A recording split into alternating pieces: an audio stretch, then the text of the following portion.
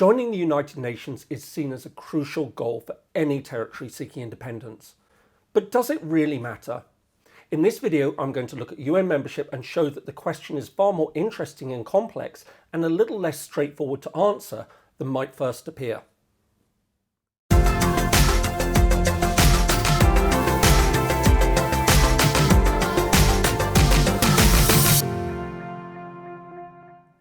Hello, my name is James Ker-Lindsay. Welcome to Independent Thinking, a channel dedicated to international relations, independence, and the origins of countries. Membership of the United Nations is seen as the key goal for any would-be country. Around the world, territories vying for independence see joining the UN as their ultimate aspiration. But is it really so vital? On the surface, the immediate answer would seem to be an unequivocal yes. Delve a little deeper, however, and the picture is a little more nuanced. In many ways, the real question should be, in what ways does UN membership matter? First of all, we can look at the question in conceptual, if not existential terms. Does UN membership matter because it's proof that a particular territory is in fact a state? On this question, opinion is actually divided. After all, there are a number of territories that enjoy a greater or lesser degree of international acceptance, if not widespread recognition, that aren't members of the United Nations. The four obvious examples are Palestine, Kosovo, the Holy See, and Taiwan. Before going any further, it's important to correct a common mistake. One often hears references in the media to UN recognition or to a UN-recognised state. Strictly speaking, there's no such thing as UN recognition. The United Nations, like any other international organisation, can't formally recognise a state. Only states can recognise states. Although the term UN recognition is widely used, it's technically incorrect.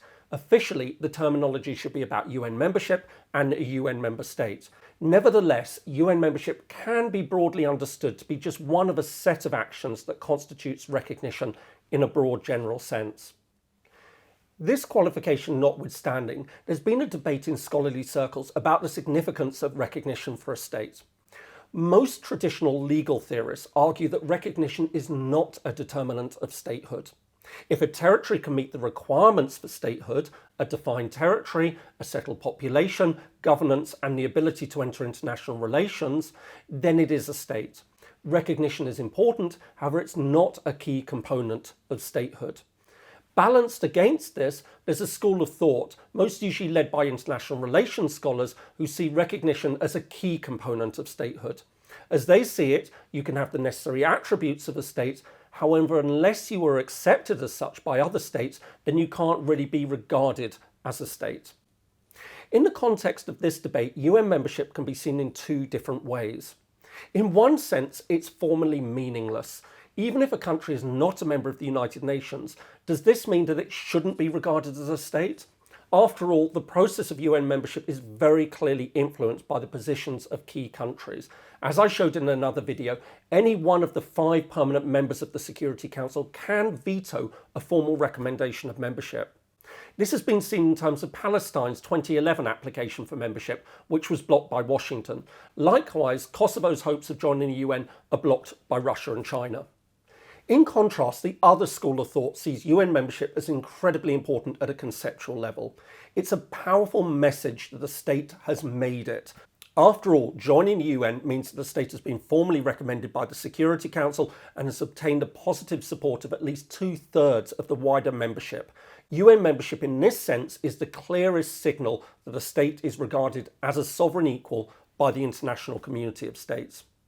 Still, as important as it is, the idea that UN membership can be seen as the ultimate proof of a state's existence is incorrect. While legal scholars would say UN membership can't possibly make a territory a country, even many international relations scholars and policymakers would acknowledge that there are countries their country recognises as a state, but which cannot join the UN due to overtly political objections from others. In this sense, UN membership is a crucial sign of acceptance. However, it cannot be seen as proof that a territory is a state. The second question is, does UN membership matter because it makes a state a part of the international community? Here, the answer is far more straightforward, although still not entirely clear-cut. One of the best descriptions of UN membership I ever heard referred to it as the process of hooking up to the hidden wiring of the international system. This is so true. A long time ago, states essentially existed as self-contained entities. This is no longer the case. In the modern world, where there is such complex interdependence, there are a multitude of different ways that they need to be able to interact with one another.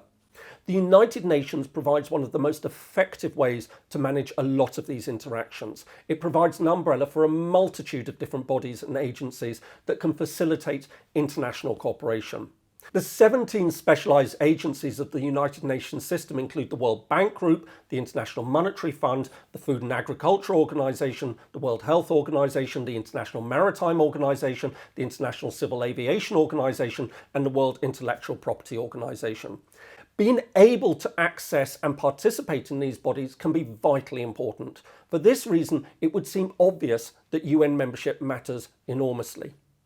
However, while joining these bodies is undoubtedly important, it's not always formally dependent on membership of the organisation as a whole. Many of these bodies have their own separate rules on membership. This means that countries can sometimes join even if they aren't full UN members.